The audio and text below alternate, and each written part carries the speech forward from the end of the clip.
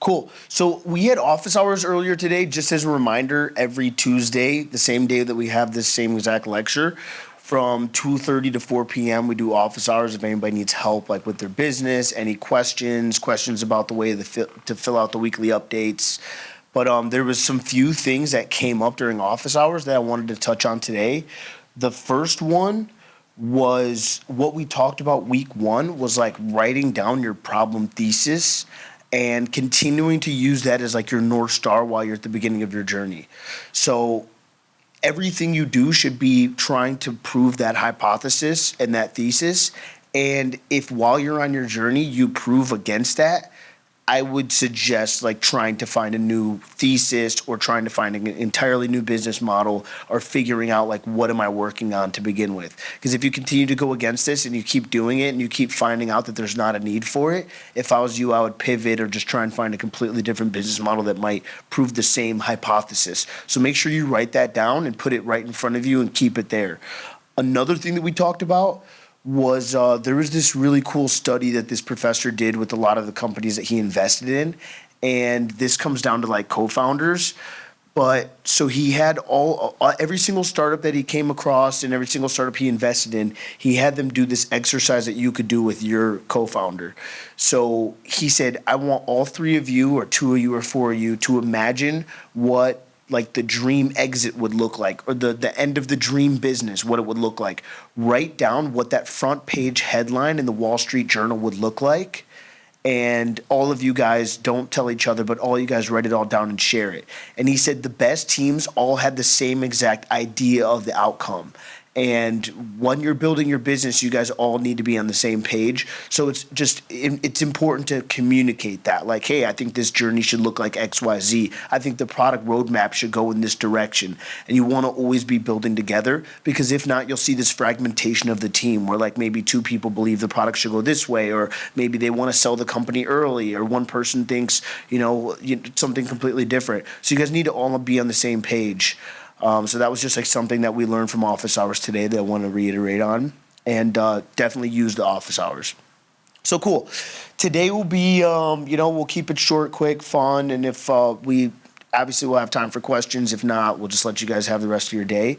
So we'll go over pricing, we'll go over agreements, and we'll go over productivity principles. So pricing is like a really important way that you can change your business. So pricing is a lever for growth, and I'll break into that. There's a lot of different ways that you can use pricing to change your whole entire business. So one is through customer acquisition, so gaining more customers if you're in the volume game. Another one is customer retention, so you obviously don't want to be pouring into a leaky bucket.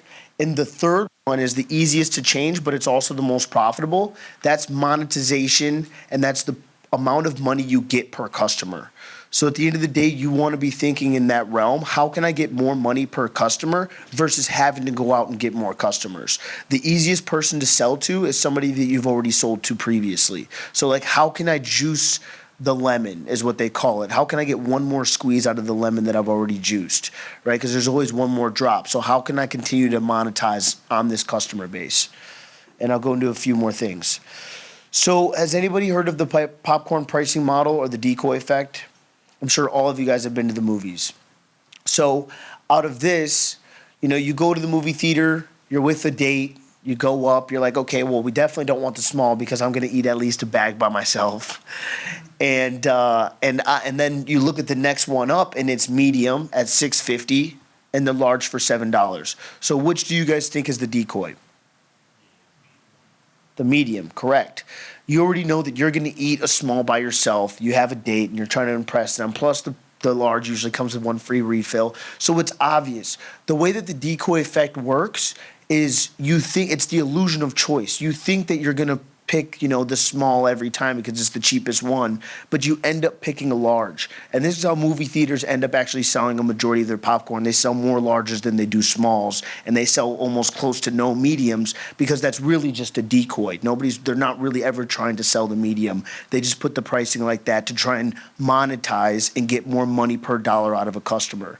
So the decoy effect is a way that people try and get more cash from the same customer. Now, there's two types of way that you want to go about pricing your business. The first is cost plus. The second is value-based pricing.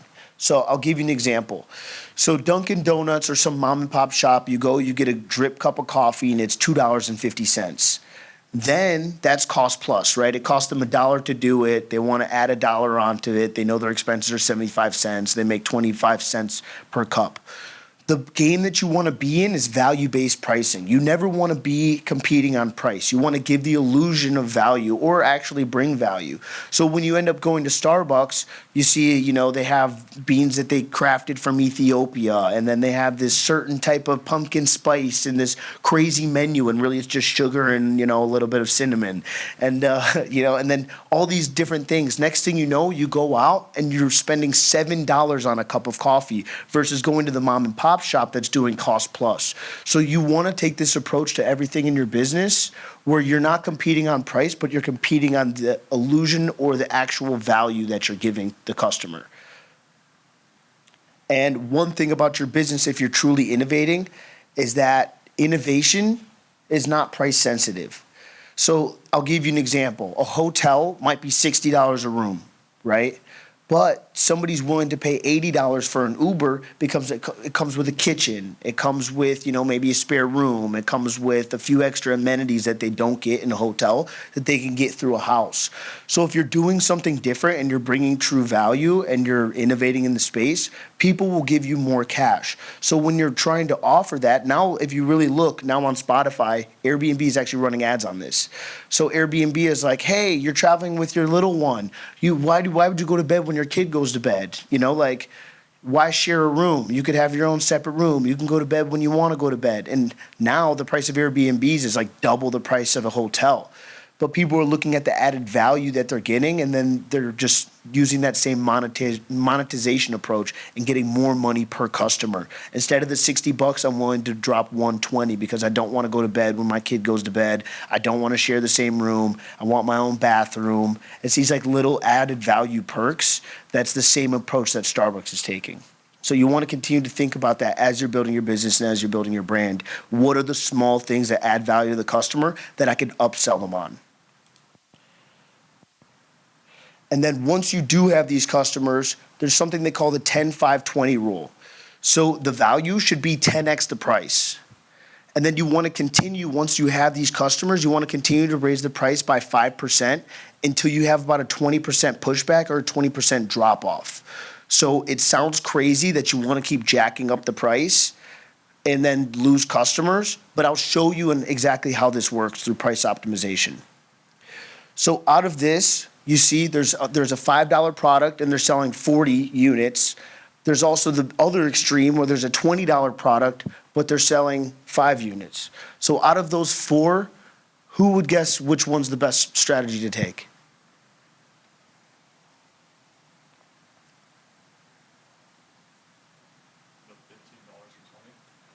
The $15 for 20.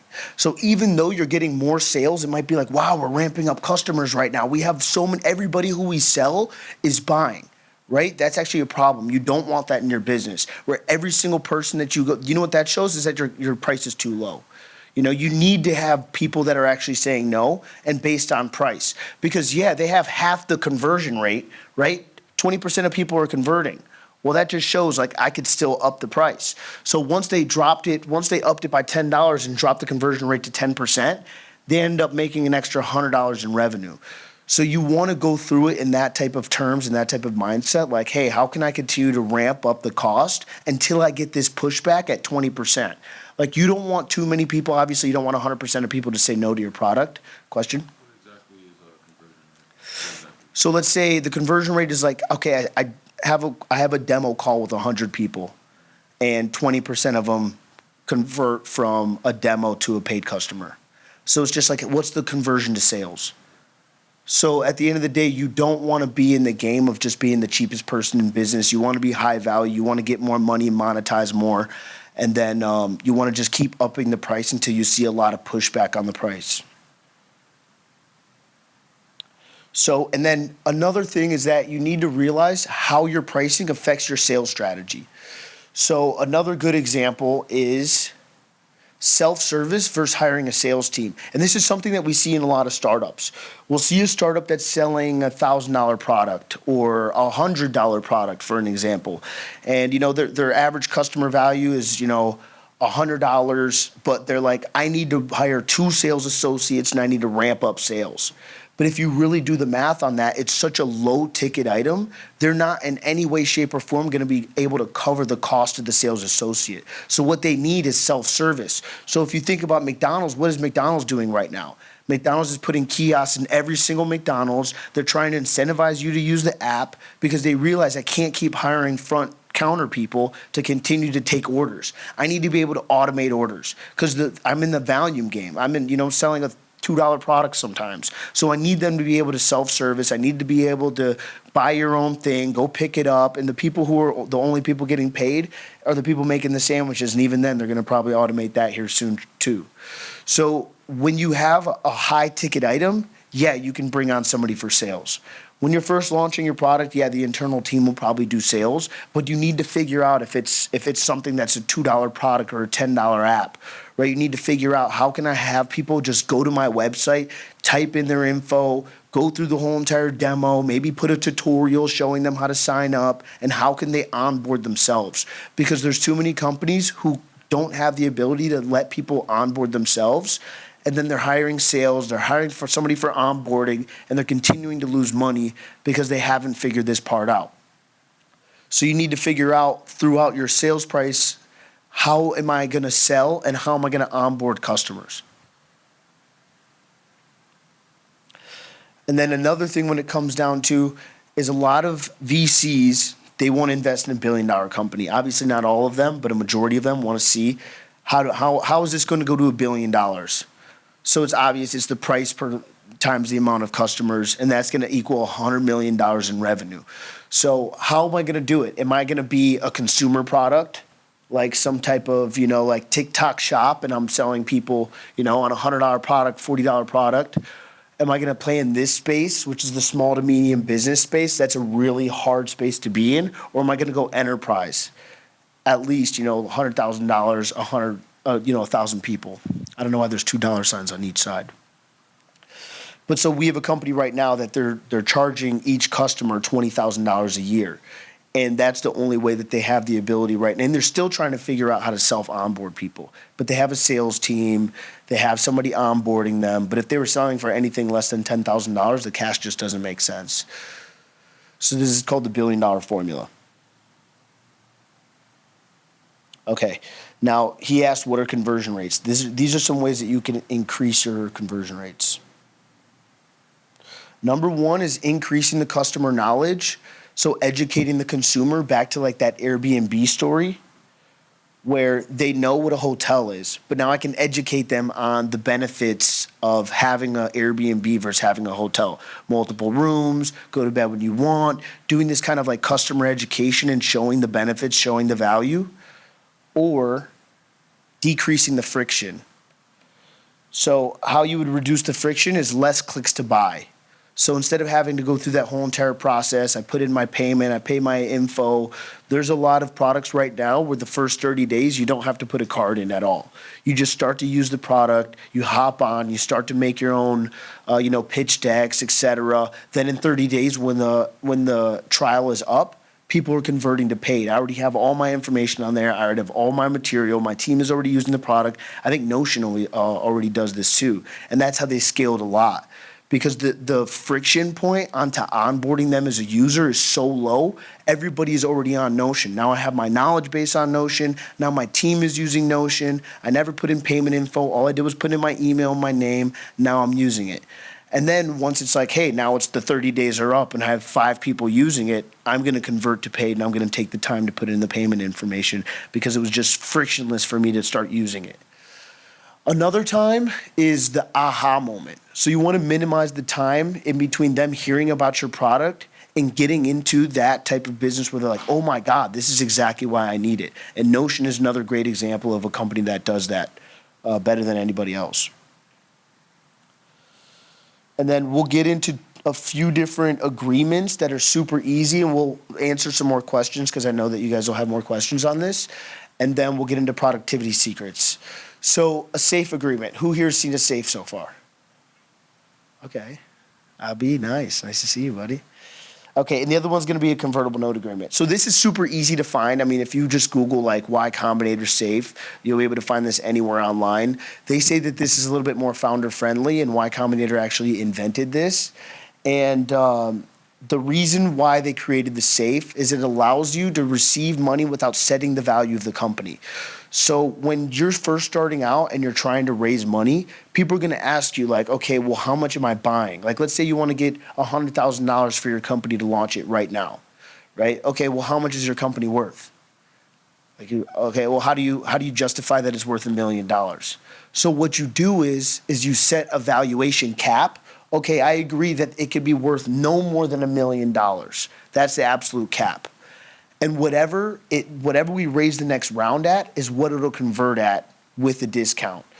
So basically, this allows you to take in cash from an investor without agreeing or justifying that it's worth $10 million, $5 million, $1 million, and allows you to continue to operate and get some cash into the door. Another way is the convertible note, which is more of a debt instrument, but it's the same exact premise. So the parts is a valuation cap, a discount, and an interest rate. So the thing about the convertible note is that with this product, if you start to actually generate a bunch of cash, you could pay this back before converting and buy out the investor. So this is where some people, investors, actually want to make sure that it doesn't convert, you can't pay back the note, that it converts for sure. Because we've done this before, and we were like, we don't want the debt, we want this convert to equity. And then these are the three ways that it converts. So this is the worst one. The company shuts down, so dissolution.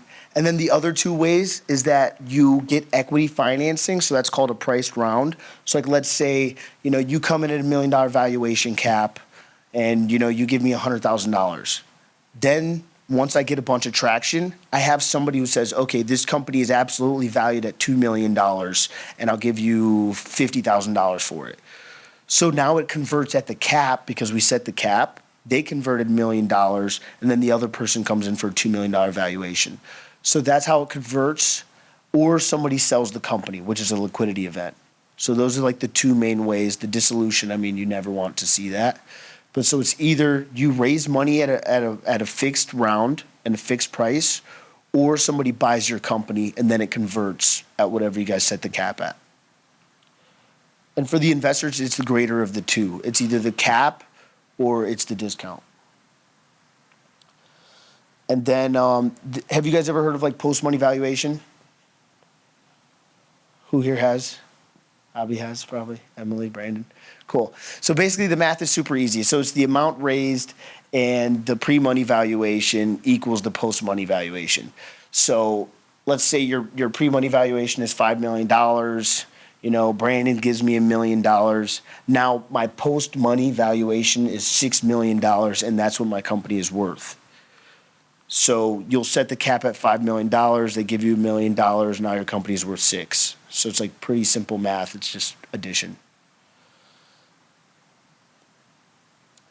And yeah, that just helps you understand how much of the company is sold. And then from there, Pablo will go into productivity. Cool. So we're going to talk about productivity. And before we get into it, I think it's important to mention that context matters. So everybody's situation is different. And, for some of you, you have a very big course load and, you have limited time. For some of you, you don't care about your courses and you're planning on dropping out. We're not going to tell you which approach is right. That's your decision to make. But we're going to talk about the time. Oh, might have just died. Let's see if this one works.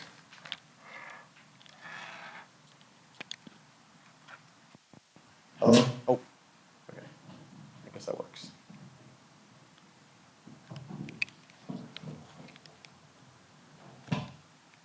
Can you guys hear me? Yeah? Okay, cool. All right, so as I was mentioning, it's your decision to decide how you're going to spend your time. Obviously, all you guys have other things going on. And so what we're focused on here is the time that you spend on your startup. So the main thing is you want to make sure that the time you're spending on your startup, that you're actually making progress and going towards the long-term goal, which is, the dream is that your company has an IPO or gets acquired, right? And to get there, you have to get to, tens of millions or hundreds of millions in revenue. And the first step in getting there is actually shipping a product and getting somebody to pay you for it. So, we're starting off at the very early stages. And so, most of what you're going to be doing has to do with building your product or talking to users. And you want to be careful with what they call shiny object syndrome, which is, I think a lot of you are familiar, but where you see so many opportunities, you want to go after every one of them. You have to be hyper-focused. And we'll talk a little more about that, but Warren Buffett said the difference between successful people and really successful people is that really successful people say no to almost everything. So you have to learn to say no to a lot of things so you can say yes to the one thing that matters, which in the case of building a startup, you need to have. I remember when we first launched our accelerator, we had our good friend Joey Levy speak for our companies. He built 2 sports betting companies that got acquired, and now he started Better with Jake Paul. It's now worth $150 million. And I will never forget this quote that he said: as a startup, you are competing with people who have way more resources than you, way more employees, and way more money. And so your only advantage is your ability to move quickly. And the only way to do that is to be hyper-focused on a single value proposition. So it's super important to be hyper-focused. And Steve Jobs was a master at this. When he came back to Apple in the 90s, he basically took the company from near bankruptcy to one of the most valuable companies in the world by literally saying no to almost everything and saying, these are the few things that we're going to focus on. And they did a great job on those things. So again, you got to be very, very focused. And as you're starting off, these are the things that you want to use to track if you're on the right path, right? If you launch a product, you want to know if people are actually getting value from it, if they're using it regularly. And so these are some KPIs that some of these may be more relevant to your company than others, depending on whether you're B2B or B2C or whatever your go-to-market approach is. But you want to be tracking retention and churn for sure. And that's, for people who are not familiar, that's like how many of your customers that signed up last month are still with you this month? How many of the people that paid you 6 months ago are still with you now, right? That's a very, very core metric. Because if you get 500 users that all downloaded your app or whatever in 2 weeks, and then none of them went back onto your app, that doesn't matter. It's useless to you because they're not using it. So, of course, things like revenue, conversion rates, growth rate, and Justis was talking about different things that you guys can play with the pricing models and get creative there to affect the conversion rate, the growth rate, all these things. So, play with those things to figure out what are the key metrics that you want to track and that are more important for what you're building. And as I mentioned, the 2 primary things that you should be focused on is iterating on product or talking to users. There's like nothing else that's important at the very early stages. And so when you think about this, the main purpose of talking to users is to learn. You've got to be learning as quickly as possible. And what you're learning, then you're applying to iterating on your product. So it's an endless cycle. And the best founders get this cycle to be as quickly as possible, as short as possible. Meaning every single day they talk to users and every single day they iterate on product. That's what the best founders do. You don't want to be in a position where you spend 3 weeks doing surveys and then you spend another 3 weeks trying to implement that feedback. You'll never get anywhere. You got to move very quickly. So 99% of things that are not related to generating revenue or acquiring active users is probably a waste of your time. I mean, I would say building product obviously goes into this because if you don't have a product, then you can't acquire users or get revenue. So this should be your primary objective as an early stage founder. And then also, you don't want to be a productivity junkie either. Like, I know we're talking about productivity, but there's so many, like, you can spend days just watching YouTube videos about how to maximize your productivity, read books about it. You can put a bunch of pressure on yourself, but you don't want to do that. Like, it's not going to be optimal, and it's going to have the opposite effect that you want it to have. So there's plenty of tools out there, Notion, Airtable, Trello, and these things can help you get organized, but find what works for you. Like, I think I mentioned it in a previous class that we did, but we have tried using a lot of these things, and like, we've never actually had one that we consistently have been able to stick with, and that it's been really valuable for us over the long term.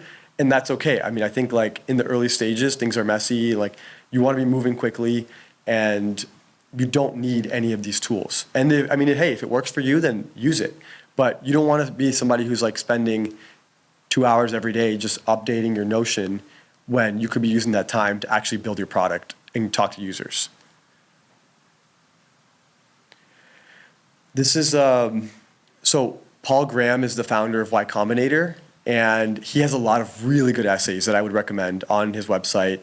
And one of them is about maker schedule versus manager schedule.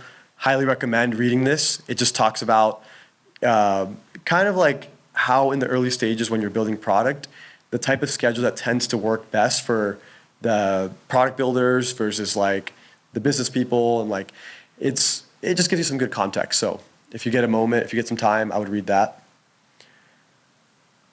And you want to avoid paralysis by analysis. So you don't want to spend too much time thinking. You want to have a bias for action. The best founders have a bias for action. And this is something when we met, I think I mentioned this previously maybe, but we met with one of the founding partners at 1517 Fund. The guy who started that, he ran the Thiel Fellowship for a long time, for Peter Thiel, which if you look at the track record of the Thiel Fellowship, they had some of the, most notable companies of our generation.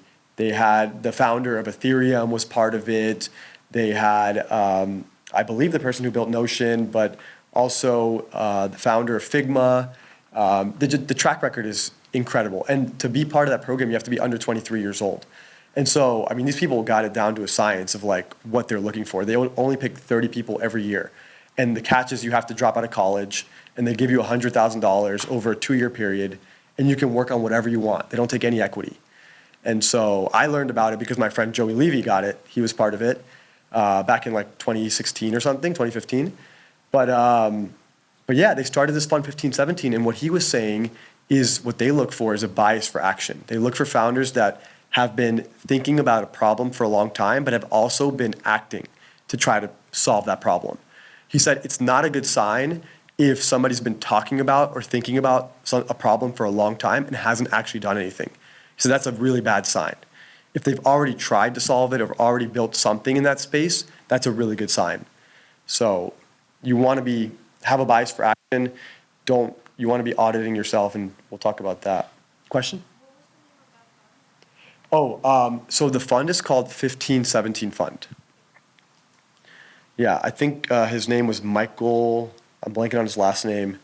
It was a guy and a girl. They used to run the Thiel Fellowship, and they were like, hey, we're so good at this. Like, let's just start our own fund and back great companies. So that's a good one for you guys to know about, because they're actually really interested in like, they have a bias for like the younger founders, like college students. They do programs at a lot of other universities. So it's good to be aware of.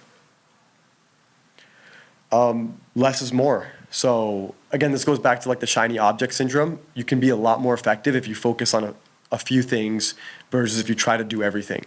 So find the core things that are important for your business to grow and focus on those. And periodically you want to audit yourself. So like, now's a good time too. Like, you're halfway through the semester, you're a couple weeks into the competition. If you've been working on something, it's good to check in. Like, what have I really gotten done in the past couple of weeks? How much progress have I made? What have I been doing when I'm spending time working on my company? What have I been doing with that time? And what has been the product of that? What's the output so far? And if there's not much to show for, then you should think about maybe switching up your tactics or whatever you're doing at that time, maybe changing it up a little bit. It's when you're first starting out, you can't really delegate the core things that you need to do to build your startup, which, building product and talking to users. You've got to be doing these things yourself, or a co-founder. You don't want to have like some company in India who's building your product. It's bad because you're just another project to them, right? They have a bunch of other things they're doing. they don't have the equity, they don't have the skin in the game. So they don't care about it. It's not their baby, it's your baby. So when you're building it, like, it's different. You'll be willing to stay up late working on it. You'll be willing to work on weekends. You'll be willing to implement, a change right after you got the feedback. So it is too early to delegate. I mean, that obviously delegation is very important to scale a company, but at the stage that most of you guys are at, or all of you guys are at, it's not time to be trying to delegate or like hire a bunch of interns and like tell them what to do. You want to be thinking for the long term, because so if things actually work out for your startup, for a lot of people, it actually ends up being a lot more than what you thought you were getting yourself into, and it will consume your entire life. And so as you're starting to build, you want to be thinking about, how can I do this in a sustainable way that I'm enjoying myself, I'm learning a lot, and I'm also not going to burn myself out, because the road is never going to be a straight shot. It's never going to go according to plan, and everything's going to take longer than you think it is. So make sure you're not doing anything to burn out. Make sure you're taking care of your health and like all those things, because the only way to build a great startup is to be in it for the long haul. And if you don't have your health, you can't build over the long haul. So let's talk about a couple case studies that, I think a lot of people in this room have actually brought questions about, I'm building hardware, or I'm building something that it will be very hard for me to have a prototype in 5 weeks. And I thought it would be good to talk about a couple examples of companies that built multi-billion-dollar companies that seemed nearly impossible. And I'll talk about what they were doing in the early days. So the first one I want to talk about is Cruise, which unfortunately they're not around anymore. I think they may have gotten acquired by GM, but I know they had issues with the state of California's laws, and I think they got kicked out. But they were focused on building self-driving cars, basically. And they actually got to a point where they had self-driving cars riding around San Francisco, kind of like Waymo does. But in the early days, how do you actually do that when you have very limited resources, like no funding? Like, how do you show investors like a prototype, And what they did is actually fascinating and crazy. They took an Xbox controller and figured out a way to connect this to a car. And they took investors. They raised their whole first round by doing this. They took investors to the roof of a parking garage, and they literally showed the investors like them driving the car using the Xbox controller around the roof of the parking lot. So like, there's things that you can do if you get creative enough. No matter how hard it is to build whatever you're trying to build, there's always a way around. There's always something that you can do that will cost you way less than like actually building the real thing, or even a prototype of the real thing. And that you can do a lot quicker too. So no excuses. If they could do something like that, then it's really possible. Another one is really great. This is a crazy story because these were Amazon employees that said, hey, we're going to go build supersonic jets, which is like insane. Like, to think about the fact that they were able to raise money is insane. And they were going through Y Combinator, I think this is like 10 years ago. And they were getting ready for demo day, and they hadn't made, obviously they can't build a freaking jet, a supersonic jet, as an MVP. So they were trying to do whatever they could to get traction, and demo day was coming up, and they found out Richard Branson was going to be at some event, some like private event in LA or something, and they drove down, and they literally like snuck into the event. And here's like a real quote from an article that came out about their story. It says, we ended up crashing the rollout. I never got my name on the invite list, but we got our 15 minutes with Richard Branson. We're not asking you to invest in the company. We're asking if when the airplane is delivered, whether you would like the first few with the Virgin logo on the tail. So they managed to get a letter of intent. They had 15 minutes to talk to Richard Branson at this event that they snuck into. And they, in that time, got him to agree to a letter of intent. And then he ended up actually investing in the company too. And the YC demo day, because of that, when they went to demo day, they completely oversubscribed. They were able to raise money just off of that momentum there. So again, supersonic jets is as capital intensive as it gets. Maybe the only thing that's more capital intensive is building like rocket ships, but they were able to do this at a very early stage. Like, this is how you should be thinking about it too. If you can't build a prototype, there's other things that you can do if you really want to get out there, like meet the right people, like people who can actually move the needle for your company. Getting in touch with them is really valuable, and you want to do whatever it takes to meet them. Then the last one is Uber. And obviously Uber is like massive global company. I think they're worth upwards of $50 billion nowadays, and they have a lot of different product lines. But when they were starting out, they started off as just a black car service in only San Francisco. So if you're building something that's supposed to scale to millions of users and be like global, like all over the world, then you always want to, you don't want to be thinking like, how do I launch in 5 cities at once? How do I get, you know, 1 million users right off the bat? The best way to start is, how do I get 10 users who absolutely love my product? And if you're building for consumers, and if you're building for a massive audience, one thing that I learned from a good friend of mine, he's a UF alumni, his name's Ed Buckley, and he built a company called PureFit, which he started when he was a student here. He ended up selling part of it to Peloton, and then the other part he sold to FitOn. Had a good exit, super smart guy. When he got acquired by FitOn, he began working with the founders of FitOn. The founders of FitOn also built an app called AllTrails. So these guys are masters of figuring out like how to scale consumer products. Because AllTrails has like millions of users worldwide. FitOn now has also millions of users worldwide. So he said the one thing that he learned from them is you don't scale a consumer product on marketing and ads. The way you do it is on product. You want your product to be so good that when somebody uses it, the first thing they think is, oh my gosh, this is amazing.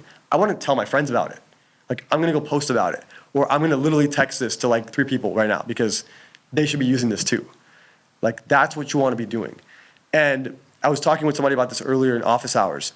You don't want to be building something that is incrementally better. You don't want to be building something that is 20%, 10% better than what's out there. If you're building that, it's going to be a race to the bottom, and you're going to have a very tough journey, and it likely won't go anywhere. You want to build something that can be 5 or 10x better, ideally 10x better, or more than 10x better, because that way people will talk about it. People will bring you more users. It's called a net promoter score. So every user that you get, if your net promoter score is above 1, that means that they're going to bring you at least one other person to use your product. And the only way to do that is to have something that blows their mind. So that's all we got today. So happy to answer any questions about what we just covered. And if not, we can talk about anything else regarding the competition, or even go into specific questions about your particular company that you're working on. Question? I was talking to Justis about this earlier in the office hours, but what would you recommend, like, military customer-wise? Like acquiring military customers is a little harder. So how would you recommend? That's a good question. So his question was about if you're selling to military customers, like for example, if you're trying to sell to Air Force, or you're trying to sell to the U.S. Army or the Marine Corps. It's a long-term process, and the good thing is it's becoming more streamlined. So they have these CBER grants that they've created, and there's like the phase 1 has actually become relatively easy to get. Like, we have several companies in our portfolio that have gotten these phase 1 contracts or CBER grants with the Air Force. The Air Force is the easiest to sell to in DoD, at least initially. And the thing is, like, in order to get from the phase 1 to phase 2, and then to phase 3, it gets incrementally harder. It gets a lot harder. So a lot less companies get there. But to get the first one is not as difficult, but you definitely have to show that you have something that's unique that they're looking for. And actually every year, DoD publishes, I believe it's called a J-book, and you should be able to look this up. It's public. And in the J-books, they outline what they're looking for. Like, what are the new technologies that they're looking to buy, and what are the problems they have and that they need solutions for. So the one thing to keep in mind is that there's also a lot of corruption in the space. So there's a lot of people that like yes, the DoD puts out something in the J book that they want, but they already have a buddy of theirs that they're planning on awarding the contract to. So keep that in mind, but yeah, it's becoming more streamlined, but it will take time. Question? Yeah, so Dr. White is our mentor, and I think she's told us a few times that both you and Justin in the past have had your difficulties with previous startups. So do you have any rookie mistakes or something that a lot of startups have difficulty with? This is a great question. Rookie mistakes. So I think outsourcing product development is one for sure. Like hiring some random person to like build your product for you instead of doing it yourself. I think spending too much time on the wrong things, like chasing vanity metrics. We have an example, like there's a company that went through our accelerator years ago that to this day, the founder, all she does is like do pitch competitions. She's probably won like 50 pitch competitions, and she's probably made like 300,000 plus off pitch competitions. But like, she's not building a real startup. You know, she's just making money off pitch competitions. Like, it's like you have to be honest with yourself and say like, do I really want to build a company, or do I just want, you know? Right. Yeah. So that's another one. What else is there? I mean, Justice, do you have anything that you want to add? Rookie mistakes? Just not going out and getting customers. Like, I think that so many people just rely on like messaging people, automating emails, like trying to like message out to groups. But I think like going out on campus and like pitching people is like invaluable. Like walking up, go to like Turlington, go to like Wrights Union, go to like the food court, just like plop down next to somebody and start like pull out your laptop and start showing them like, hey, can I get 5 minutes real quick? Like you'd be surprised how much you'll learn from that experience. And also like getting over that hurdle of just like going out there and pitching customers. Like I think that there's no substitute for going in person and just like we were talking about, you guys are selling dental practices. Like how many do you want to go into this week? Like just walk in their doors and be like, hey, what's up, guys? Like, can I get 5 minutes with you? And I think that that's like invaluable. Yeah, and to add to that, like I think in the early stages, it's easy to get caught up doing things that are not the thing you need to be doing. And what I mean by that is like spending a lot of time just planning and strategizing and doing business model is valuable if you do it, if you spend 30 minutes on it. But if you spend 3 hours a day, you know, continuing to iterate on this, like it's not a good use of time. So I think the biggest thing I would say is like taking it seriously, like realizing there is no moment that you go from like, oh, I'm just a kid with an idea to like, oh, I have a startup. Like, just tell yourself like, hey, this is a real company. We're going to build this thing.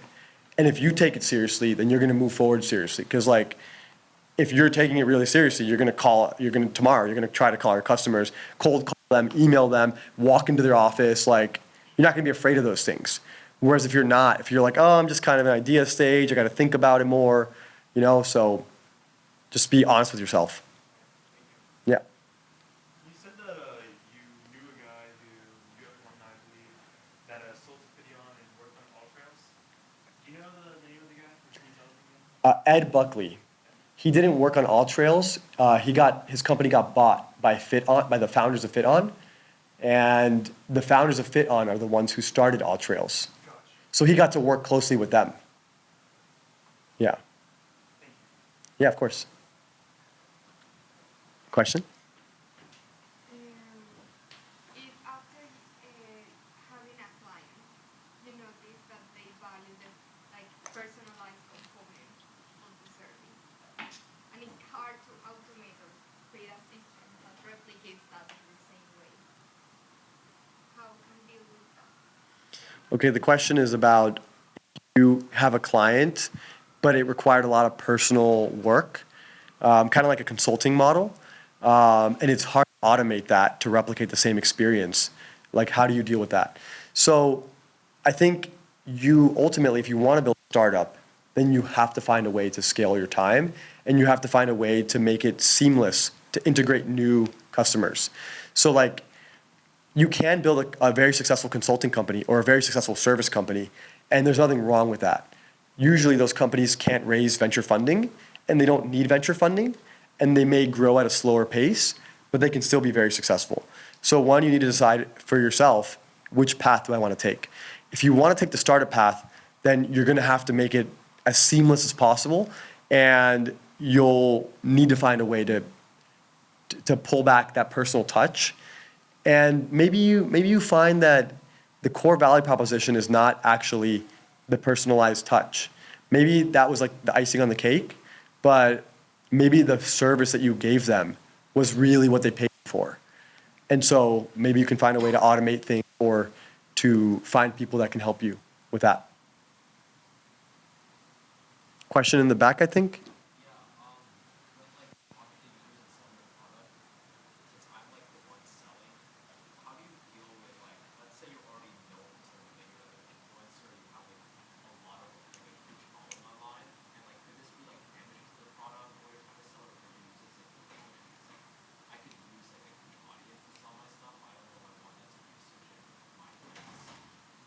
Great question.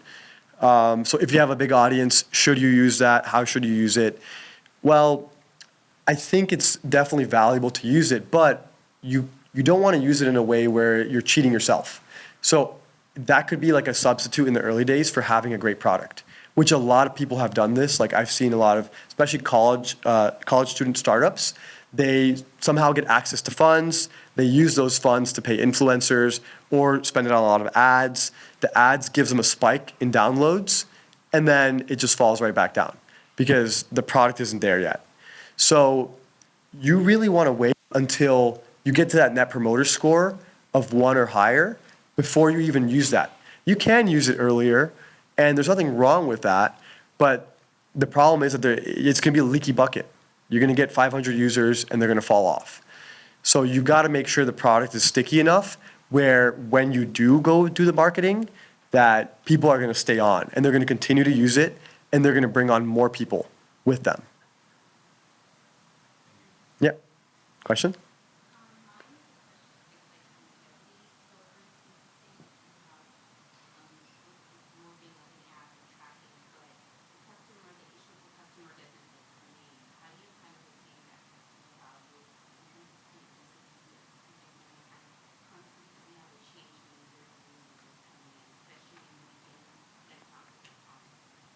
So is the question how I retain customers over time as I continue bringing new customers on, kind of?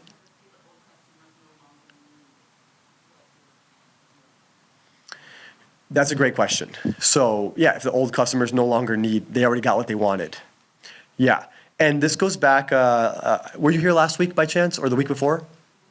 Okay, so the week before we did touch briefly on thinking about ideation and the frequency and intensity of a problem. So if you find that the problem you're trying to solve has a high frequency, then these people should be coming back, right? Because they still have the problem again, or they have it often. But if it's something where they got what they needed and they don't really need anything else, then that's something that you need to figure out within the business model to make it make sense. Whether it's finding another feature you could add to get them to like actually subscribe for a whole year and stay on, or whether it's making enough money up front that even if they stop using it, you're good because the customer lifetime value is high enough to make the customer acquisition cost make sense. So you will have to figure that out because if customers use it for a week or two, or they use it once and they never come back, then you're in a tough position because it's hard to scale that. Yeah. In your guys' early days, what did your schedules look like? Yes, in our early days, what did our schedules look like? Well, in the early days, we had no idea what we were doing, right? So, I mean, I had started a company right at the beginning of my junior year in college. It was my first company ever, and I immediately entered the big idea competition. I was fortunate enough, I ended up winning, but I spent a lot of time on that business plan, probably more time than I should have. And we started hosting events, and this is the interesting thing is that something that starts as like a side project or like a fun passion project could turn into something really big. And so my marketing agency, like it hit a wall, but the events we were doing continued to grow and grow and grow. And then it turned into an accelerator. And now we have a fund managing $3 million, which is like crazy because when we started doing events, it was just for fun. And it was just to like build the ecosystem. So you never know where those things can go. So it is worth doing something like following your intuition in some ways. If you feel like, hey, I'm creating value for this particular purpose or for this particular user. Like for us, we wanted to create value for other people who were just like us right here in Gainesville. And that's what drove us to do these events. We weren't getting anything out of it. We were putting our own money into buying food for these events and paying for video and photo. And so, and back in those days, like, I mean, I remember thinking like, what am I doing with my life? I was like, my business is like not making any money. I'm like spending money on these events in this small little college town. Like, is this what I really want to be doing? But it ended up turning into something. And so, yeah, I think like don't be too hard on yourself and like realize where you're at in the grand scheme of things and realize that one of the most valuable things that you'll get out of your time here is the people that you meet around you. Because that's how it was for us. Now, a lot of our investors and even the founders that we've invested in came from those early days of the events that we were doing and the people that we were meeting. What does your schedule look like now? Now my schedule is really crazy. But now I'm a lot more conscious about like making sure I get enough sleep, making sure I'm eating right, making sure I'm going to the gym. Like health is like number one priority because if you don't have that, you can't have the energy to do everything else. And then every day is like a full-on sprint. Just wake up, nonstop calls, meetings, events, and yeah. But the compound effect is real. It's like things have really picked up for us in the past like 6 months. Like a year ago, things were picking up, and now it's like another level, and I'm sure that a year from now it'll be a completely different level. So this is something I forgot to mention when I was talking earlier. So Paul Graham gave a lecture at Stanford, and they asked him like, should you start a startup in college? And he said, actually no. He said that Larry and Sergey, who built Google, they started Google when they were PhD students, and what turns out to happen is that it consumes your entire life. And now if you succeed, you're on this like full-on sprint, and every year it becomes even more of a sprint because things start picking up more and more. So it never gets easier. So it's just something to keep in mind. It's like, make sure you're also like enjoying your time because this is one of the best times of your life. And you never know what's going to come of the connections that you're making. Huh? Justis said drop out. No, I'm kidding. So when innovating and finding like a solution to a problem, a lot of times biases occur. Are these biases like, suggested or like sometimes not good to advocate while trying to find a solution while creating your startup? Could you give an example of bias in like building a product? So I could use us for example for mentorship is for students because we decide a lack of career fairs, right? But sometimes I think like maybe it's bad to have tunnel vision on something that is only like a solution to you, but you know. Yeah. So you really want to make sure that there's a market for what you're doing. And the way to do that is talk to users. So if you're building for yourself, that's good because you can trust your gut on how to build the product and what features to build. But you've got to make sure there's a market out there for what you're building. So you cannot substitute or skip talking to users. You got to make time, cold call, show up in their office, go to wherever they are, go meet them, talk to them, and try to understand if people are willing to pay for this. If they're not willing to pay for it, then maybe you're solving a problem for yourself that other people don't really see as a big enough problem or pain point. Yep. Talking to users with my team, we noticed that our market, like at least for now, is Spanish speakers. So we're struggling with our social media because like we started with a campaign that actually I have it here. If you want, I can pass it out and you can check it. And I'm not a guerrilla here. It was like a guerrillas campaign. We were encouraged to do like low cost, high conversion. Yeah. So by doing this here, it's English speaking people. But the clients, users, and yeah, really customers that we have are Hispanic. So how we manage like communication, the name of the organization, our content, when we have this issue like, okay, we're launching here, but our market is then you should be focused 100% on your starting market. It doesn't matter where you are. Every message needs to be targeted and tailored towards them. Again, you have to be very hyper-focused on a singular value proposition to a particular subset of users, which doesn't have to be a large subset of users to start. So you should be literally talking to Spanish speakers all day. You should be finding them. You should be going to Gator Salsa Club. You should be going to Miapa and all the Latin restaurants in town and like just striking up conversations with people there. They're here. You just got to find them. And you should be focused on them because that's your beachhead market. Yeah. Question? How important is like positioning yourself on social media as a founder and as a company? Is that important at all in the early stage, or should it just be held off? He said, how important is it positioning yourself as a founder on social media? I think that it can be very valuable for a lot of things. I think posting actively on like LinkedIn or other platforms, what it does is it reduces friction for things to happen. It reduces friction to get users. It reduces friction to get investors. For us, we're super active posting on LinkedIn, and that reduces friction into getting investor meetings, getting people to reply to our emails. Because I'll give you an example. Like a friend of mine in Seattle is the director of AI strategy at Oracle NetSuite. He's an angel investor. He has a foundation. We want him to invest in our fund. He spoke for 2 of our events that we did in Seattle, and I've been reaching out to him for a while to set up time to chat, to catch up, and give him updates on the fund. And he hasn't replied in a long time. But guess what? Every time I post on LinkedIn, he likes it. He sees it. So just yesterday, he liked the post that I made, and then today he replied to my email. So it's like, you want to be getting as many impressions as possible because what you want to do is you want to be top of mind. People are super busy and they have a million things going on. And so how do you stay top of mind? The only way to do that is to constantly be around them and constantly be in front of them. Okay, so what should a founder post? So what should a founder post? Great question. You should be what's called building in public. You should be posting the best thing is like every day, like this is what I worked on today for my startup. I just went to this lecture. This is what I learned. I went to this event. This is who I met. Take a picture with them. Take a selfie with the organizers. Give a shout out.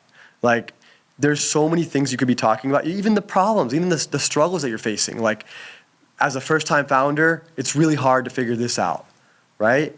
You never know who's like seeing this stuff, and people might give you good advice. They might make introductions to other people, and you'll be building your brand over time. So when it comes time to go to the next level, you're going to have a network of people who have been following your journey and are going to respond to your message. So LinkedIn, and you guys are on Instagram as well, but do you guys use Instagram a lot? We use Instagram. Our company page, we don't have somebody managing it, so we manage it, but we're not as active on there. We use LinkedIn the most. And I would argue Twitter is probably second most valuable, or even first most valuable above LinkedIn if you can do it right.